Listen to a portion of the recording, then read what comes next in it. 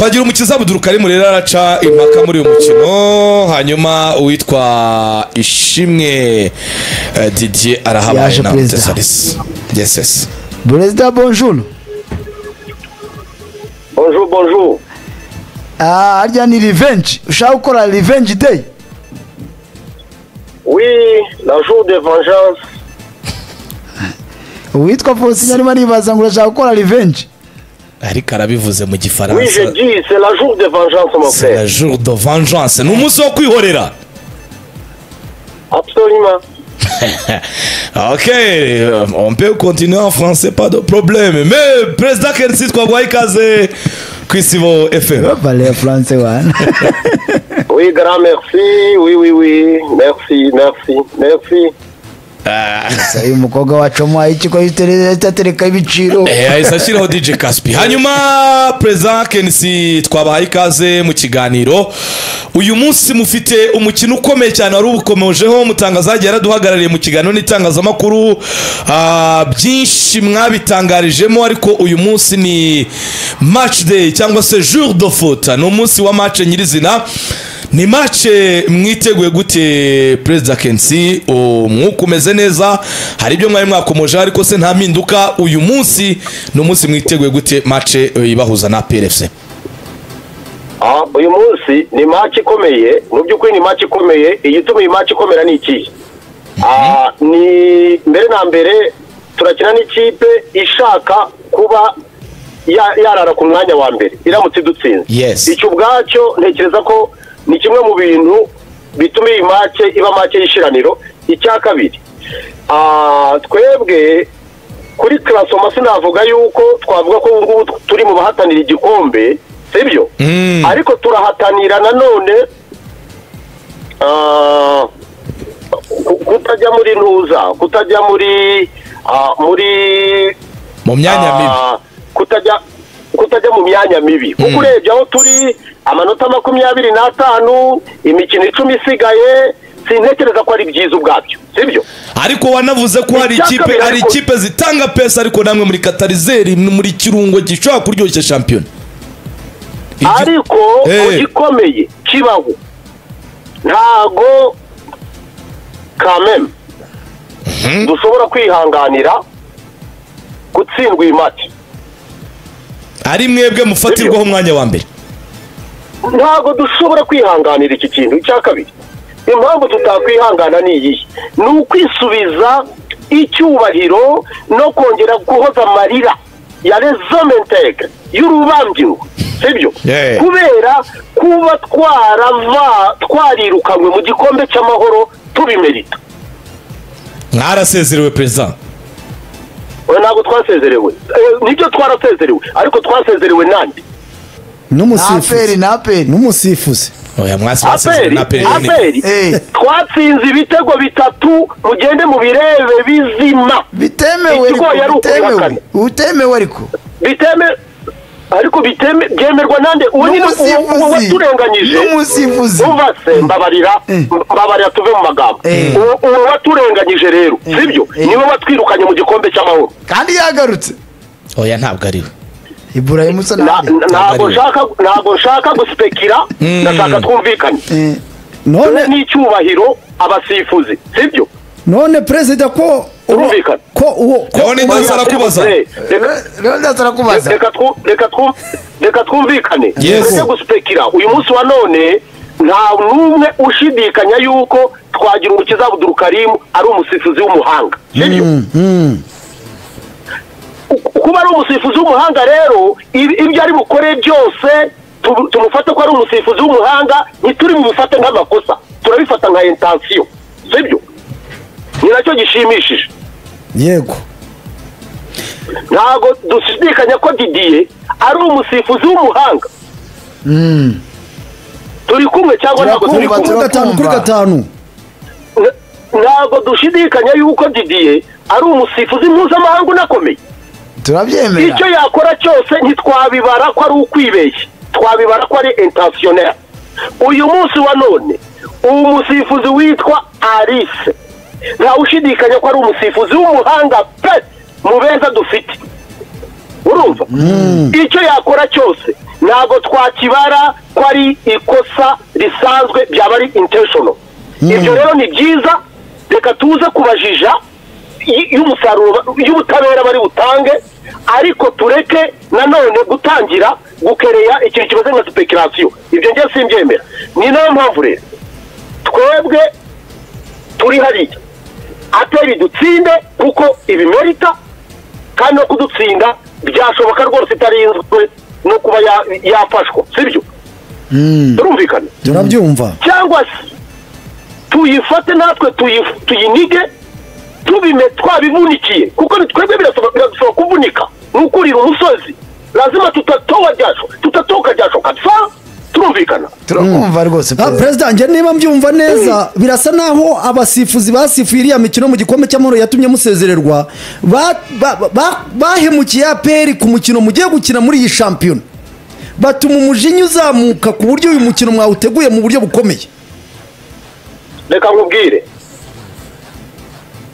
mbikubwire. Yego ibyo bintu uvuze niko kuri.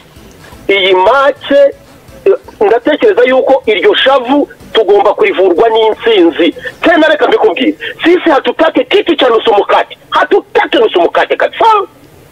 Tunaelewana? Tunakusikia. Nusu mukate nta byatura tugabane bimwe by'umupira wa muhogo, umuntu akaza agaturama agakina block ba oya. APR nizi shaka guturama iturame, ariko twebwe turayataka kwera ku munota wa mbere nkuko twabimenyereje. Oya Kensi barahiye bavuga ati umunsi barara ku mwanya wa mbere bose barimo barambwira ati Kensi wambwira kareka gukabya. Reka nkubwire muvandimwe. Ndakubinda byumva. Twebwe dufite impamvu nabo bafite impamvu y'umwanya wa mbere. nayo kuko twebwe uyu mwanya wa mbere babushaka bari kuraraho ku cyumweru cyashize. Dariko wamubwiye amagambo ngo akomeye arimo arashaka araguhiga, yambwiye ati Kenisi ndamutsinda. Indi umpiga ariko Dariko arihiga ahubwo. Mbabarira nshuti yanjye, mbabarira kabisa, winzamuriye isukari ndagusabye kandi. Ari umuntu uretse gakeya. President, nubwo wenda turi gusesengura uko umukino uteye, banza unaduhe imaje. Darikonovic avugana na perezida cyangwa avugana na chairman? Ariko nawe ngo waravuganye nawe. Nje narizi ko na chairman, kumbe ni Darikonovic. Na chairman ukanyara gubutumwa. Ntaho mwahurira. President, nabazaga nti uretse uyu mukino wenda muvuga muti twawuteguye mu buryo bwo kutsinda, ariko mu buryo bwo kwakira abantu noneho nabyo bitubwira uko abantu tugomba kwakirwa tubuze kuri Kigali. Bimeze neza cyane, kuko mbere na mbere uyu munsi turaza kubereka, murabizi ko twe duhanga udushya, twaberetse uko bategura mu mahoro, tubereka uko bakoresha influencers ku influencing game, tubereka icyo bita hybrid organization. Uyu munsi rero, igihari ni iki? Ntago dushaka ibiririmbo bitajyanye n'umunsi. Uyu munsi turabakubita icyo bita golden oldies, sibyo? Ya myaka rondas golden oldies, ariko zo bita party songs. Nago hari indirimbo zidatangirwa kuri stade ubundi. Fote nago yazobizo. Icya kabiri, uyu munsi wa none abayisilamu baze Esperanza Muzehe Karavera n'abahari, abahifutari, abakubita ikawa, abakubita ji, abakubita milkshake, abakubita buri kintu cyose. Hanyuma abari bugirirwa ubuntu bwo kwinjira muri lounge, abo barabizi ko iyo bita one for the road bihari cyane. Maître Gilbert ari mu kubatunganya bien, sibyo? Izo oldies barazihabwa nande? Yo miziki ya kera barazihabwa na DJ International Rwanda Katpi. uwo DJ kakanganyera. Nabyumvise. Ariko rero utaransiga, hari abantu bamaye ubutumwa. Hari umugabo uvuye Gisenyi wambwiye ati Kenisi arimo adukangisha amagambo ariko turamutsinda. Undi wavuye i Burayi nawe yambwiye ati mbwira Kenisi ko mari mu kibuga nyine birisobanura. Reka nkubwire. Reka mere kuri wowe Burayi. Wowe Burayi agomba kuba gasoja yiheruka kera. Nagazi ku rwambyingo rw'iburu. cyangwa wenda atanazi ibyo ikorera beri agomba kuba atabisobanukiwe neza. imyaka 2 ni myinshi. uwo wenda ashobora kuba uwo nguwo w'i Burayi aheruka aperi ya ba Pompidou na ba Jean Marie Mbuyi uw'igisenyi na ba Julien Ndagano na ba Miri Hassan iyo n'abitwaga ba Kalisa Nino n'abitwaga ba Yumi Felix iyo niyo aheruka. ibintu byarahindutse kandi ubu ni aperi yaba Ramputi ni aperi ya ba Ramputi yabatadeyo Yabatadeo Rwanga na ba Forode Waridi. ariko bose barashaka umwanya wa mbere barahiye ngo uyu munsi niwo batuma baragucaho icyambu ikibazo si uko batwara umwanya wa mbere rwose niba nadutsinda mu buryo buri harare rwose bicare ku ntebe yabo turaza kububaha ariko icyo tudashobora kwihanganira ni ugufata ikipe ikomeye ugashaka kuyitwerera urumva ibyo ni nko kuba uri umukire urumva ukajya ushaka no kurya utw'abakene buryo rwabaraho n'idasi akagobe kantu ko gakomera. rero perezida ubutumwa ubwira abafana ba pe n'abarurambye ngwe n'abandi bakunze umupira w'amaguru ko barabizi ko match ebyiri babonye mu cyamahoro zirakomeye cyane. icyo nabasezeranya ni kimwe nuko tugiye kuboza amaso icyo bwaki bari bafite umupira mubi turayibakuramo kuko ntekereza ko bahuye na bwaki y'umupira ku cyumweru maze ahasigaye intsinzi ni iyacu. dusoza perezida ejo bundi hari akantu wavuze muri press conference uravuga uti hari abagiye batekereza ko kuba ndi muri Rwanda Premier League bizatuma ntacyo mvuga ku basifuzi ariko giye simbikubaza muri ubwo buryo ntabwo bugira ko arbitrage kuba uyivugaho cyane abasifuzi bazakorera inama Gasogi. reka nkubwire ntago ishyirahamwe ry'abagizi ba nabi bigira ibikorwa byabo neza ko tuvuga ko ari nabo tuvuga se basifura neza ubu ko navuze hari akana kadusifuriye umwana wadusifuriye David kuki uwo mwana n'ubu ngubu ngiye nemeza ko abo bana ikosa yakora wanaryumva ariko gufata umuntu usaziye muri arbitrage akaza azi ko ari buze kubinyonga akabinyanga mugayo agakora yarangiza nta mbaraga burya umuntu wese udakora inshingano ze neza nta mbaraga afite nta moral authority bafite mu gihe badakora ibintu neza. ibyo mvuga niba mbabeshyera ubwo nta kibazo bajya kundeka ariko ibyo mvuga niba ari ukuri nibahinduke twese duharanira neza nta kindi. Yes.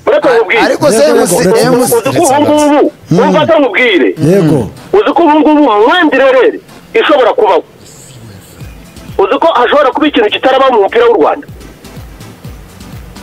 ngira ngo umuntu uheruka kugikora gusa uheruka kugikora na Fande Sekamana uwa kabiri yaba ari njyewe ubwo we mutangazaje wakurikiranye umupira ubwo nakatibito yabikoze murakoze cyane perezida. ubwo perezida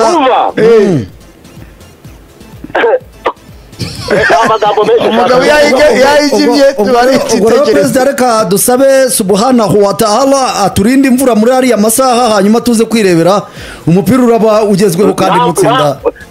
ni muhumure nta mvura ihari ntayo. Okay sawa urakoze cyane perezida. asante sana shimire Kenisi atanze ariko mukanya cemo kashe mpuruza rwose ayiteye ati hashobora kuba akantu kabaye ku bwa Sekamana umuryango rwa rutonde twakoraga ejo ndi yarwumvise abati muranwikiraho uko byagenda kose so badaherekera ati ndarujyaho so ubwo rero ni ku match ni isamoya